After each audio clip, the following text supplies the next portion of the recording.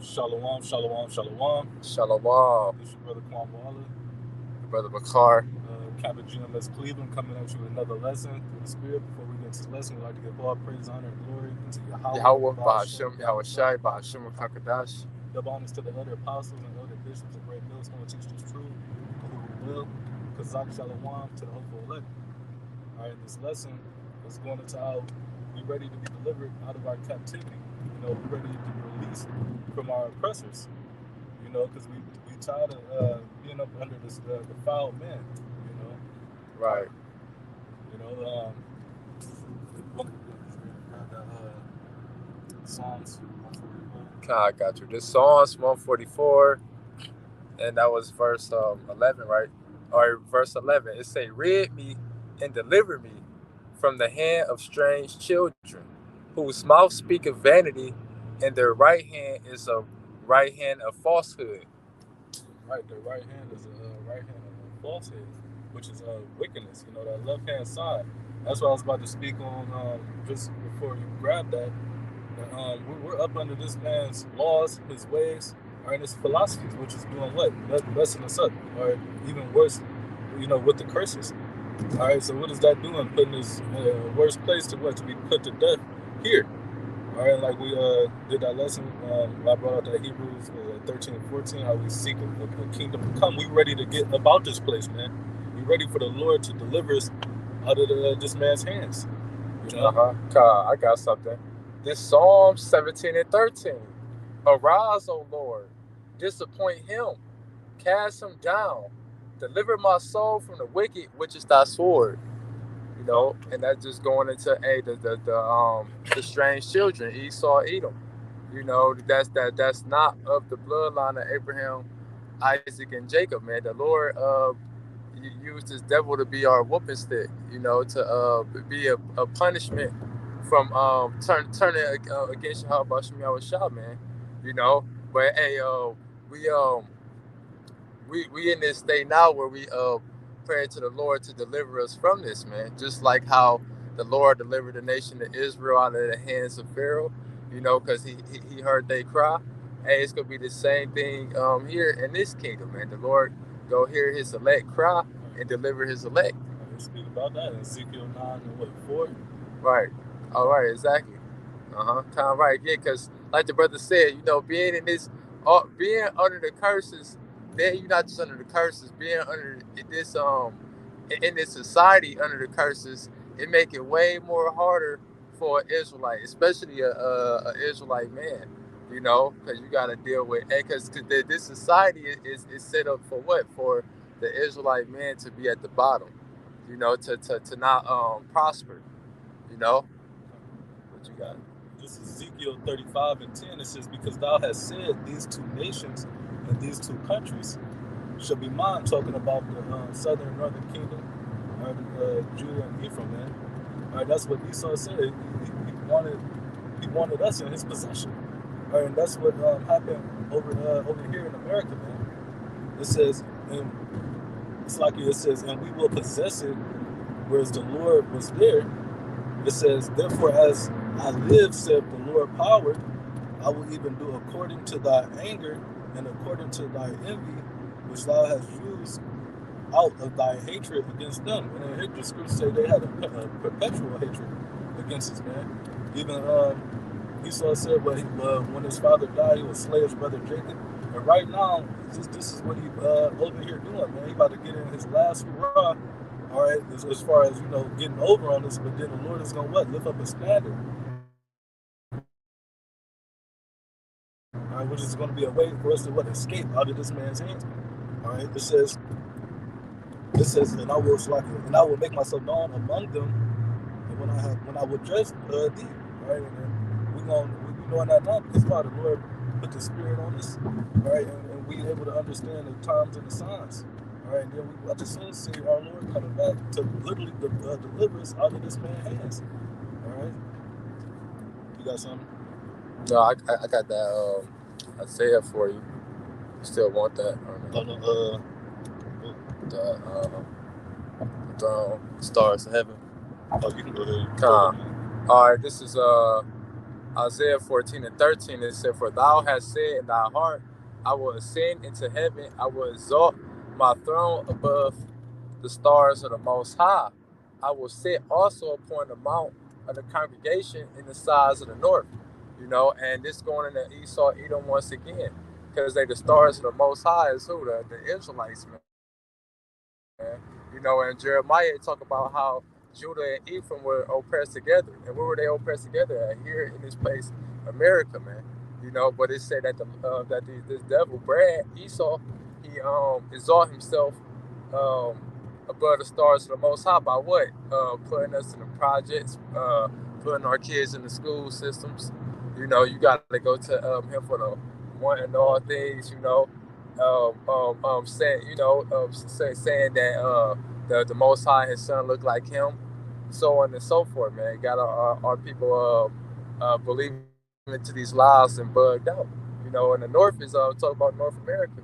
Verse 14, it say, "I will ascend above the heights of the clouds. I will be like the Most High." And that's how this devil exalts himself to be, like the Most High. Because at the end of the day, this devil mad that he didn't receive a blessing, that was given unto Abraham, Isaac, and Jacob. He didn't get to receive that blessing, man. So what he do? He throw a temper tantrum, and take his anger out on the nation of Israel, But it's really killing two birds with one stone, because like we opened up with, the Lord used these devils to punish us for our wickedness, But like the scriptures say, that your wickedness is accomplished, man. We can get that too, Lord willing.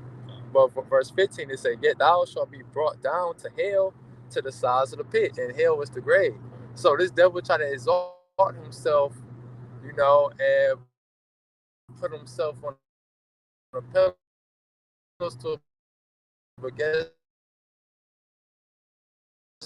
what? The Lord is about to bring him. Do it. It's about to, like brother was saying, about to bring him down to the grave. His armory, what's his army? The missiles. You got Russia with the Satan 1 and Satan 2, and then you got all the other nations. That used to be weak. That's why the scripture said, "Let the weak say I'm strong." And also, it might be in here, where the scripture say, "All you that bend the bow, shoot at her." And that's talking about everybody who got these missiles of nuclear destruction is going to be raining bombs on America, man. This says, "I have brought forth the weapon of his indignation," which we just went into.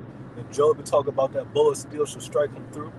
It says, "For this is the work of the Lord, power of hosts, in the land of the Chaldeans." It says, "Come against her from the uttermost borders." All right. And then at the end of the day, America ain't gonna be able to do nothing to defend itself, because this is the land of unwalled villages. And they already said that they don't even have a missile defense system that can actually stop the missiles, man. Especially the ones Putin had. All right.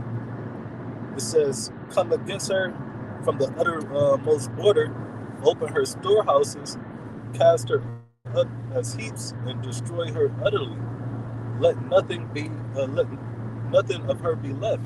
All right, because when it's all said and done with, this place ain't gonna be inhabitable, man. It's only gonna be inhabited by desert-like creatures.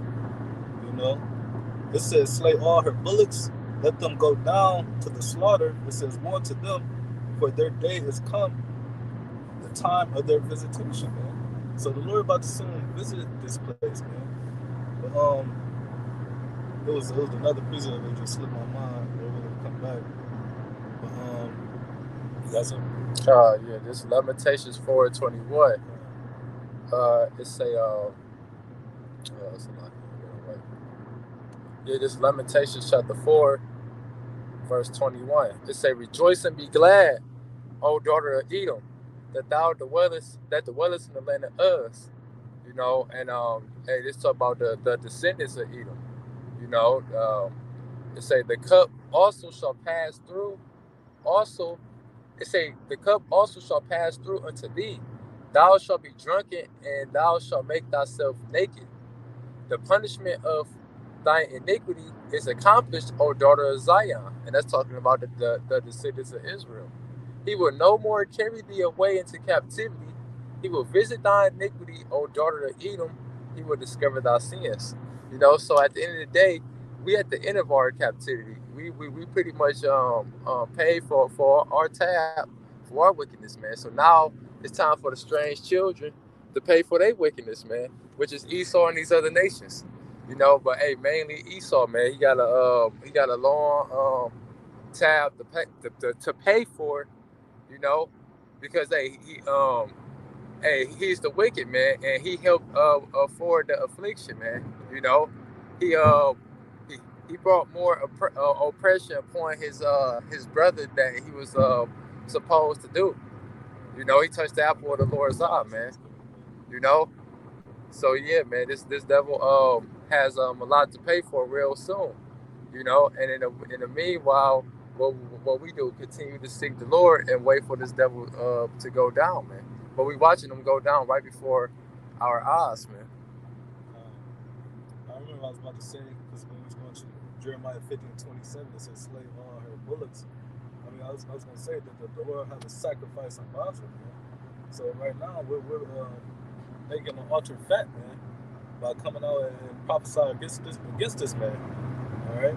But I'm going to go to Jeremiah 50 and 33, because we had quoted it, but it says, thus saith the Lord of hosts, the children of Israel and the children of Judah, which is southern northern kingdom, which says we're oppressed together. Over here in America, it says, and all that took them captives held them fast, and they refused to let them go, just like the brother was saying, just like in the time of Egypt, man. All right, Pharaoh refused to let us go, but now, you know, it's that in Romans 9, where it say the Lord is going to harden their heart just like they did the ancient Egyptians, man. So why? So the Lord can judge this place like how he wants to. Because it says it's going to be no more said how it was done back then, how we got delivered. All right? That's in what, Jeremiah 23 16. 7? Yeah, it say that in 23 and 7 too. But if you wanted to get it. But it says, he shall thoroughly plead their cause, that he may give rest to the land and disquiet the inhabitants of Babylon. He's going to destroy it, man. It says, a sword is upon the Chaldeans, all right, which we just went into is the missiles. It says, saith the Lord, and upon the inhabitants of Babylon. Everybody who got nukes, man, got that countdown pointed, you know, and lined up with this place, man. And the Spirit of the Lord is going to be in the missiles, man. You know, it says upon the inhabitants of Babylon, which is his people. It says, and upon her princes, and upon her wise men. And the monthly prognosticators, all them high left-hand sorcerers they had, you know, they're witches. All right. It says, for my sword shall be bathed in heaven. Behold, it shall come down upon Adumia. All right, which is Edom, man. It says, and upon the people of my curse to judgment. All right, we already know who the Lord giving us curse and judgment, man. All the way into the times that the Lord is about to smack that plate out his hand, man, that he's been feeding off the whole world. The Lord is about to knock all that out of his hands, really stripping him of the rulership. All right. It says, verse 6, it says, the sword of the Lord is filled with blood. It is made fat with fatness, and with the blood of the lambs and goats. Well, it's like I had it. It says, with the fat of the kidneys of rams, for the Lord have a sacrifice in Basra, man. The Lord is about to burn this place up, man. Like I said, this is the altar. It says, and a great slaughter in the land of Adumia. And like the scripture said, if they be multiplied, man, it is for the sword. So, you got something? I do got something. This Sirach 25 and 7. It say, there be 9 things which I judge in my heart to be happy, and the 10th I will utter with my tongue. A man that have joy of his children, and he that liveth to see the fall of his enemy. And that's the time we in. We in the time to see the downfall of our enemies, man. You know, our enemies falling before our eyes, man. You know, with through the different prophecies coming to pass, you know, the economy failing. Everything about this place is failing. It's no type of spirit in this place, man. You know? But yeah. One more. This is Isaiah 34 and 7. It says, and the unicorn shall come down with them, and the bullocks with the bulls, and with their land shall be soaked with blood, and their dust made with fatness, man. Because also, you got the Lord about to come back. Now, let's talk about that in what 2nd of the 13th chapter. How the Lord about to come back, and everything, ain't nothing gonna be left but proceed to what, smoke and dust, man. Right. And then also in Isaiah 60, I talk about how he's gonna trample them in his fury, man. We're not talking about literal with his feet, like we're gonna tread them, but he's gonna be using the chariots, man, with them laser beams, man, zapping the shit out of Esau, man, and all these heathens, and all you wicked ass niggas who deserve something. It says, for it is the day of the Lord's vengeance, and that's what we waiting on, man. The day of the Lord, that's the day we get up out of here, man. It says, in the year of his recompense for the controversy of Zion, man, for us, man. You know? You got something. All right, with that, man, we'd like to close out, giving all praise, honor, and glory unto Yahweh, Ba'ashem, Yahushai, Ba'ashem, Kakadash. the bottoms to elder apostles and elder bishops of Great Millstone. Until next time, Shalom. Yasharala.